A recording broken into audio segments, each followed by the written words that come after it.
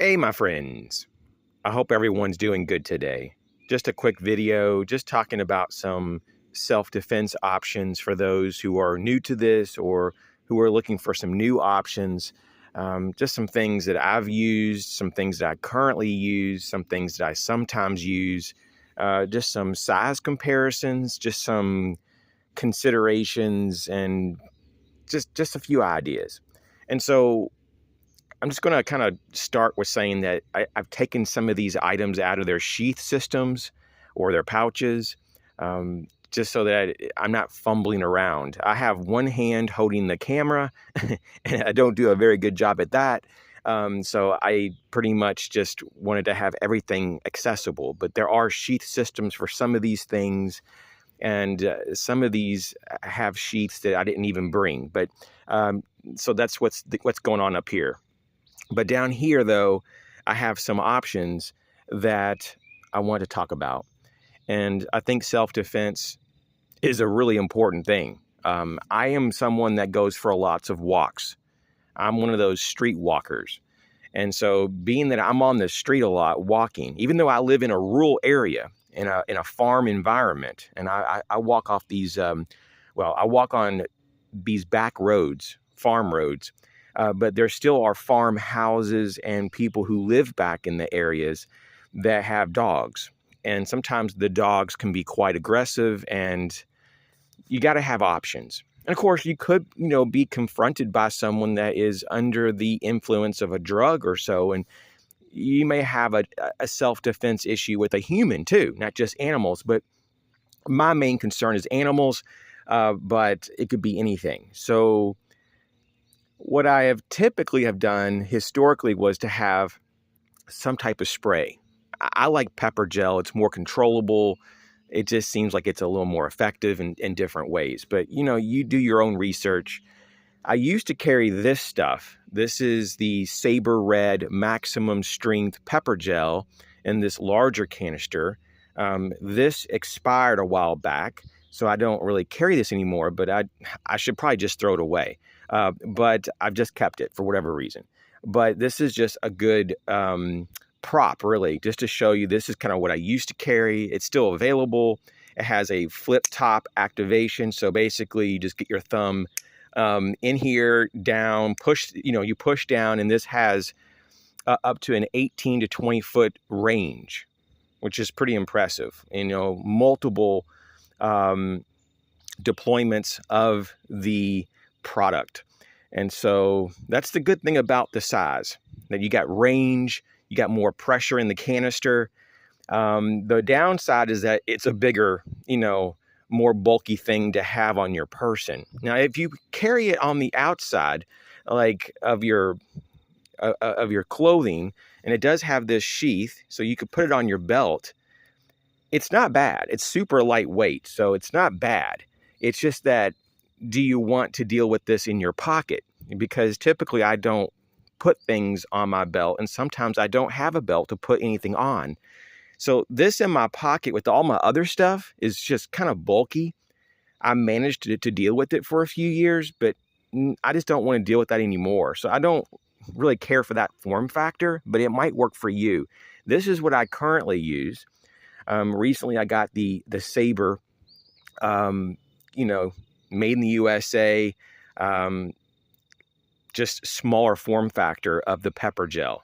Once again, it has the top that you can get your thumb into and then press the button down. This one has contoured finger grooves. And just so I can get a full grip, I made this little fob here. And so I can actually get this whole grip, and then I put a little lanyard. I just borrowed that off of a handheld light that I had, and boom, I got this little, very small. I mean, in comparison, it's actually quite a bit smaller. And I'll just show you the diameter there. It's just a lot of difference when it's in your pocket. So I'm carrying this now. Does it have the same range as the other one? No. This is a 12-foot maximum range. This one here, with the full canister, 20-foot range. Big difference. And this one has quite a few less, actual deployments too of the product in there. But it should be enough for 1 or 2 dogs. The next thing is the Koga. This is the Mini Koga, and it is an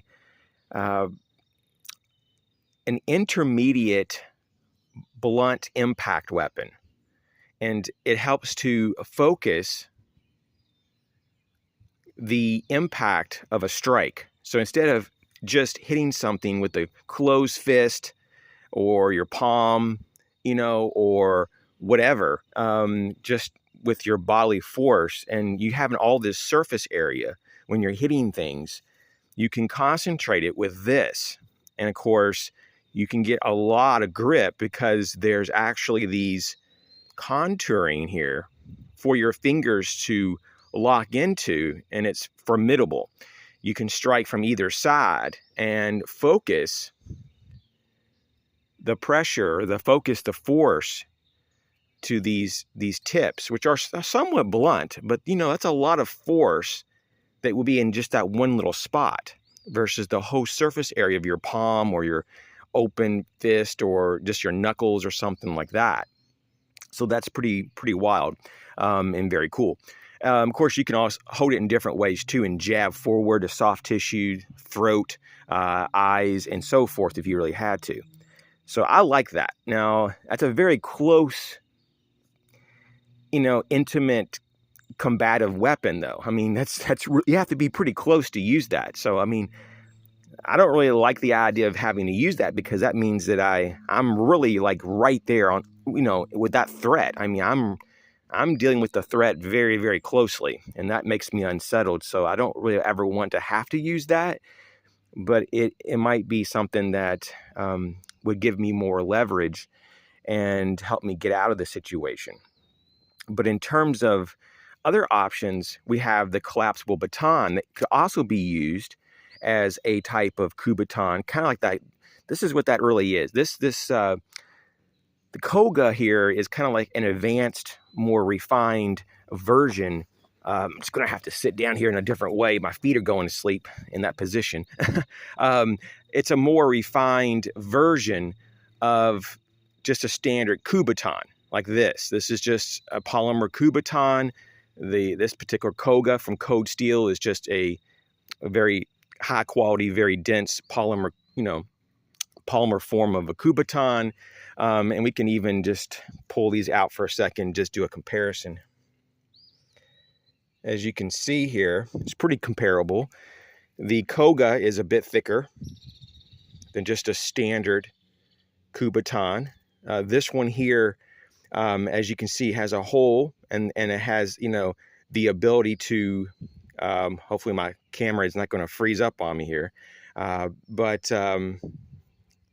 Yeah, basically I had a key ring right there, and I took it off because it was just way too bulky. So now I can just drop this into small, spaces. Okay, sorry, it's distracting sometimes when I'm doing these videos. People call and everything, and sounds and noises around me, you just never know. Mosquitoes are coming out too, so they're trying to bite me. So I got my long sleeves on, but still they're trying to bite me. Okay, so anyways, we have some blunt impact weapons. You can also use lights. As you can see, it's about the same form factor. I try to grab some different lights here. There are some other lights like this Coast light that I really like, that's very stout and real strong. You could certainly use this as a blunt impact weapon if you had to. This video is certainly on the fly, not kind of my normal kind of video, but whatever, right? And so, yeah, you can use lights that are somewhat robust, like this one, aircraft grade aluminum, as a coup baton. I mean, you can strike with these things. I mean, even the mag light. This is the Mini Mag AA.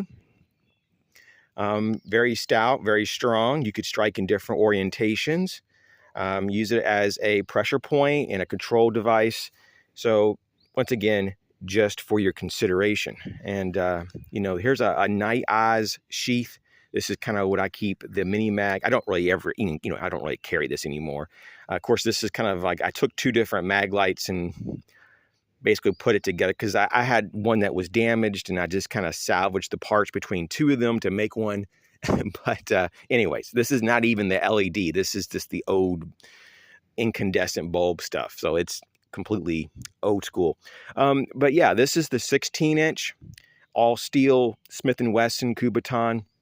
I got bugs on my Kubotan now, laying it in the grass. But yeah, this is the 16-inch. It's got like a little bit of weight to it, though. That's the only thing. And the form factor is awesome. You can slip this into most pockets. The only problem, it's like 13.5 ounces. It's not like it's horrible or anything. It's just that this bouncing around in your pocket, it's not the greatest. Now, it does come with the sheath. I don't even know where I have the sheath. It's somewhere. I mean, I still have it. I just don't know where it is. But I wouldn't use it anyways, right? I just like to slip this in my pocket. But another option, though, and this is the one I use the most, is the 21-inch Smith & Wesson Airlight. And this one is about 9 ounces or just under 9 ounces. So you get literally like 5 more inches of reach than the 16-inch all steel. But this little guy right here is literally coming in at about 4.5 or so ounces lighter. And so this is really easy to carry. I mean, this weighs almost nothing. Here, the little Ruger LCP, and it's about, when unloaded, it's about comparable to this baton. It's crazy. So, it's just all about what you're into. But this is just big enough, though, that it's not perfect in your pocket, or at least some pockets. It kind of sticks out maybe a couple inches or so, or just a little bit. So it's so lightweight, but at the same time, I think what I'm going to probably do is maybe try to get it's hard to find this one, but the 16-inch Smith & Wesson or something comparable, maybe like a smaller Asp lightweight, and go with that. Like, I'm just thinking about that. It would just be nice to have the 16-inch version of the air weight of this one. Here's a 22-inch. This one's like old school, kind of like this polymer with a steel core. Not a real big fan of that. It's just really large. This one's a 19-inch. This is just a generic brand. I mean, it's an all steel baton, but still very generic. I mean, it works just fine. Once again, here's some of the sheaths here, just kind of generic sheaths. And, just a boot knife, just kind of as a comparison of size, just a standard size boot knife. And so I don't know. I just wanted to maybe just say some things about this, because there's a lot of people that are concerned about their well-being, their safety. They think about this stuff a lot. And if you're someone like me that goes on a lot of walks, and I like to walk the roads, and I like to grab a few of these, at a time, just, when I go out for a walk. So I typically have my pepper spray, pepper gel. I have maybe a Kubotan, but at the minimum, I'd have a collapsible baton. Sometimes I do both, but really it's not necessary probably, so I have some kind of spray, some type of, impact weapon. I do like to have a light, especially if it's getting like toward the end of the day. I'll have a light, some type of firearm, just in case things go real bad, and a pocket knife. But this is kind of where I'm at right here. And just some things to think about. And I mean, I'd just be curious about what kind of things that you carry. If you walk a lot, or if you go out and, if you're on the roads or on the street, and someone who you may ride a bike, maybe you have a system, a self-defense system for when you ride your bike on the road, or maybe you're a jogger. I'm more of a walker than a jogger, but yeah, I like to get out and visit my neighbors in terms of just, walking around and saying hello and just kind of getting out and seeing things. And I just find myself having some options makes things more enjoyable and more comfortable. So, a spray, some type of blunt impact weapon, some type of blade, some type of light, some type of firearm, those right there give me a lot of comfort. I think it's just kind of a given of why, because it gives you options and capability, and you're not going to just be an easy target and a victim, So what do you think about this? How do you go about this? Thanks for your support. We'll catch you later.